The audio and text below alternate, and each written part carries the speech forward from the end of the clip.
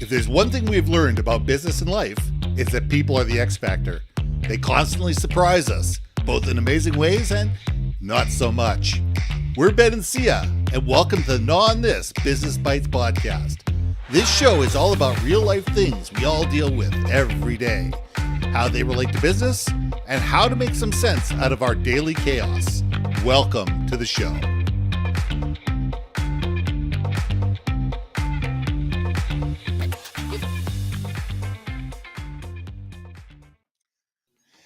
And welcome back to another episode of Gnaw on This Business Bites. I'm Ben, and this is Syya. So here's a question for you. Have you found the right job for you? And I don't care if you're right out of university, right out of high school, you're mid-career, you own your own company, whatever it is. Are you doing what you should be doing? Or are you doing something because you're sitting there going, well, it's comfortable, I make a decent amount of money, I have, some flexibility, and nobody bothers me. And the question is, none of those are bad things, if that's the right thing for you. We all need to understand what motivates us. What motivates you? What gets you up in the morning? What gets you excited? What makes you sit there and say, you know what? I want to go to the office. And it might be, I wanted to go to the office so I can do my job, so I can make money, so I can come home and do what I really want to do. And that's okay. But when we wake up in the morning, we need to understand what our motivation is. We need to understand, what are we passionate about? What are we excited about? What are we good at? Where do we add value, and where do we feel that people find us valuable? Where do we belong? Syya, let's gnaw on this. Why'd you have to add the where do we belong part? Dang, man, shoot. Look, you got the song, the Disney Hi Ho, it's off to work we go. I just like to sing hi ho and it actually being legit. No, man, I gotta tell you, when you proposed this topic to me, could not help but go, yeah, this will be a good one. Because you know why? I was in my 40s before I realized, oh, I think I found my real calling. So yeah, there's hope for everyone. Some people don't get there till they're 60. So that's so cool. And the sadder part is there's some people who'll never realize it. Right. So I think us gnawing on this is a way for maybe to everyone at every stage of their career to wake them up to be like, dudages and dudices.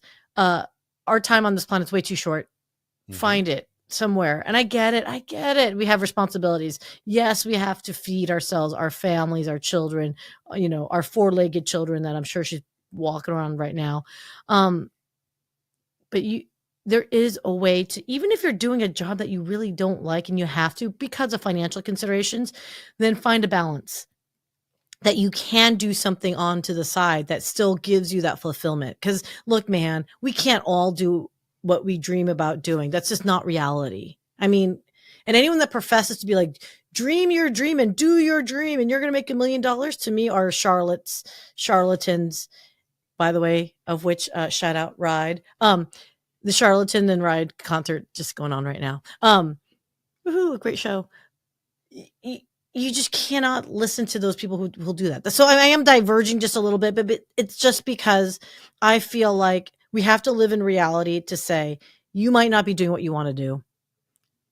So let's figure it out. Is it maybe within the realms that you can still monetize it, right? But at the same time, okay, if you can't, then what else can you do on the side that will maybe supplement? That's my argument.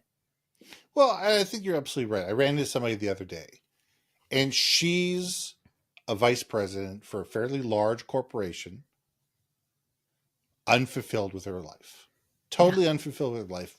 Mid-40s, has been in the corporate game her entire life. She's got a side gig. Mm-hmm. And she doesn't make enough money to be able to sit there and throw her keys on the table and say, hey, peace, I'm out. I'm going out and do the other thing. But it enables her to come home on nights and weekends and do something that totally and absolutely fulfills her. And maybe someday this will become her full-time gig. And maybe someday she'll be able to make enough money to do that. And that comes down to motivation. How much are you unhappy with your 9 to 5? Yeah. Are you so unhappy that you're willing to throw it all away and work on something that you're going to be making half or a quarter of what you're making on your regular job? Or are you going to sit there and say, you know what, I can make some additional income. I can do what I want to do. I can build a side business. I can have that sense of fulfillment, and somebody else is paying my bills at the same time. And I can still do those things. And someday you may transition. Someday you may not transition. You may just have this side gig going the rest of your life. But that's okay. Not everybody is designed to be a full-time entrepreneur. No. Not everybody is designed to be an entrepreneur at all. No. And we all need to sit there and say, what are the things that we can do in our life that give us that fulfillment, that give us that feeling of worthfulness, and the feeling that we actually belong? Because I truly believe that belonging is important. We need to sit there and say, hey, listen, I'm here for a reason, and I'm in my pocket. And not only do I love doing this, but the people I do it with love that I'm here doing it with them. Podcasting for me 11 years ago when I first started it was a hobby. Yeah. It was absolutely a hobby. It was like, you know what? I just want to be able to tell stories to the world. Wasn't a full-time gig, wasn't getting paid. In fact, I didn't make a dime off of it for years. Probably for the first 2 years, I didn't make a penny off my podcast. It was costing me money. But it gave me something with a sense of purpose and a sense of belonging that allowed me to build a craft that allowed me to be able to transition into doing what I do today. And we never know what's going to happen, but we certainly know what's going to happen if we do nothing. And the answer is nothing. Yeah. That's a true statement, man. So let me ask you this, because we could really mull this over quite a bit. But I know when I left in 2017, and I left, I was given a package. It was a riff, all that good stuff. They were like, hey, if you want to find another position, because the company's big enough to find another gig and whatnot. I just couldn't stomach it. I just said, dude, just give me the package. I'm out. I was breaking out into hives, Ben. I went from being in a career that I loved. I was so gung-ho. I was like, I'm in it to win it. Let's do this, right? I was having fun. I was actually having fun.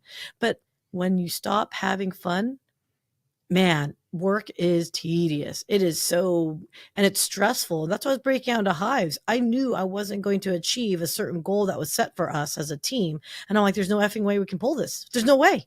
Right. And I knew, and it's hard to go to your management team week in, week out to say, yeah, not happening.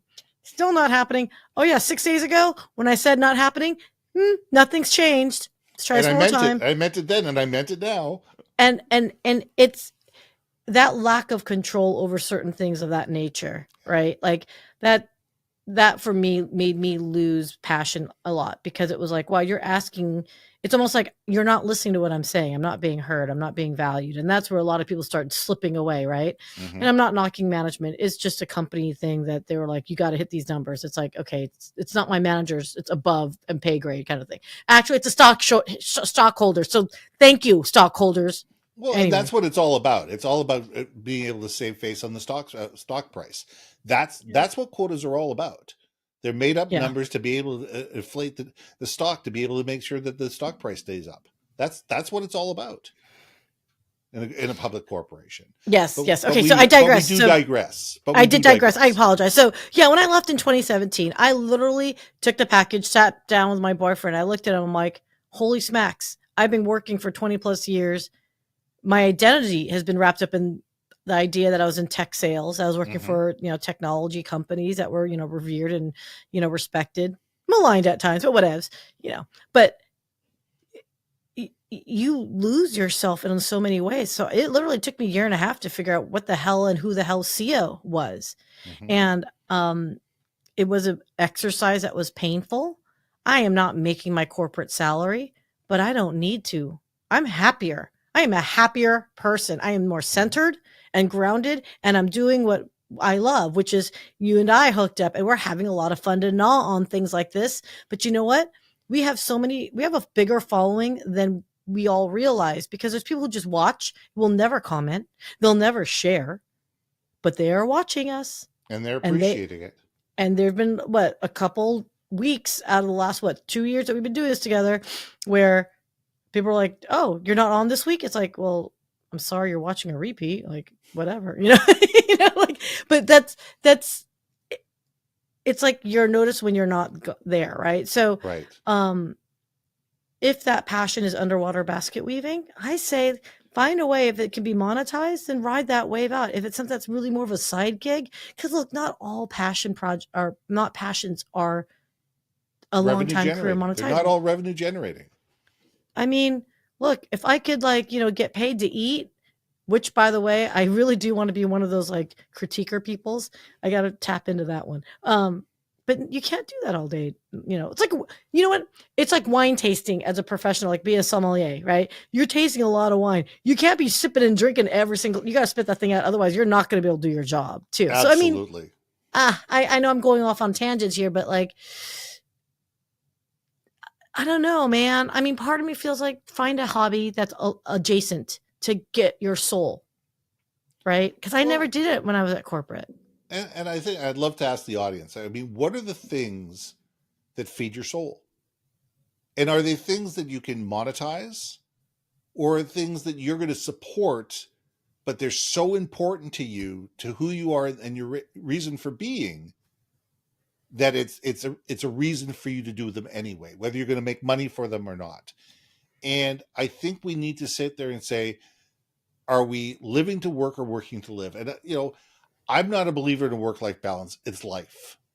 There's life. We get up in the morning, we spend all day, we go to sleep. At the end of our life, we go to we take a long nap. You know what? Sometimes you're going to work. Sometimes you're going to spend time with friends and family. Sometimes you're going to do stuff you enjoy. Sometimes you're not. But when we can sit there and find things during our day or during the work that we do that sit there and go, wait a second here, I'm really interested in this, being able to go to leadership and say, hey, I just noticed this.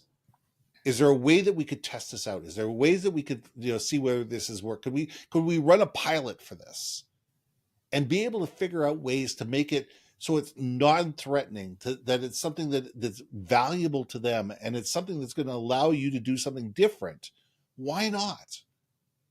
Ask the questions. Great leaders will find ways to make things like that happen, because they need their people to be passionate.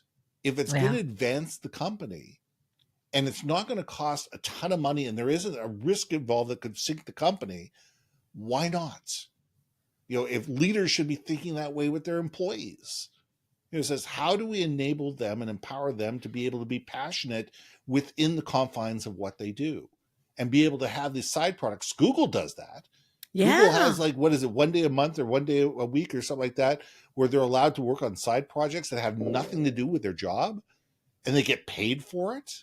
Yeah. And the amazing, incredible things that have come out of that time of innovation, we need to get to the point where we're getting beyond, it's not my job, it's not within my scope of work, it's not within the time constraints that I have, and sit there going, why not? Let's try this. Let's experiment.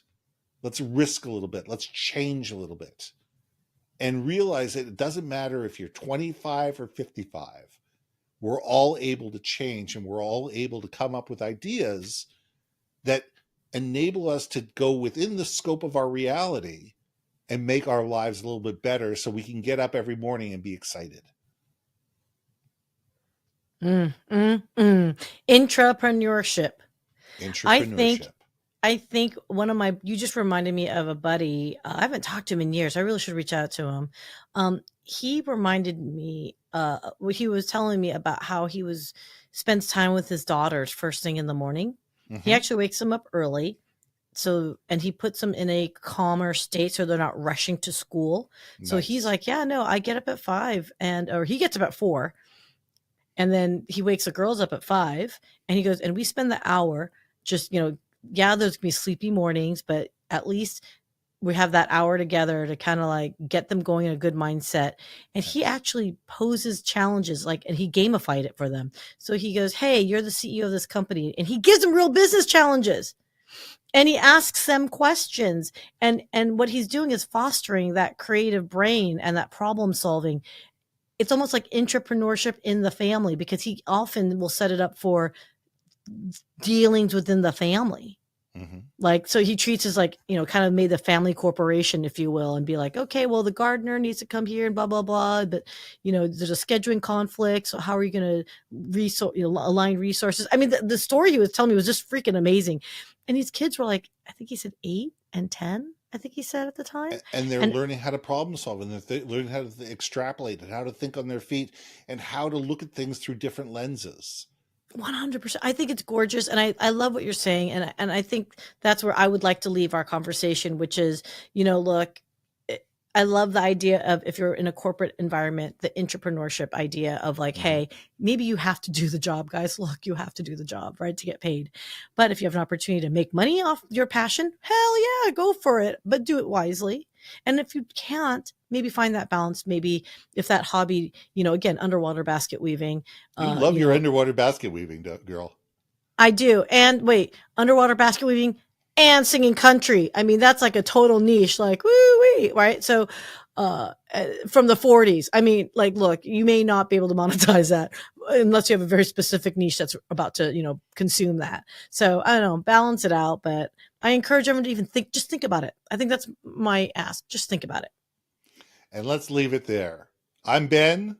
And I'm Syya. And we'll see you soon. Hey. Thanks for listening to another episode of Not on This, Business Bites. If you liked what you heard, we most humbly ask that you like, share, and hit that subscribe button. And if you want to communicate more effectively within your organization, contact Ben at yourbrandmarketing.com or me at brilliantbeammedia.com. We can help you build your community, brand awareness, and personality through digital content and podcasting. We cannot wait to hear from you. So see you next week for another episode of Not on This, Business Bites.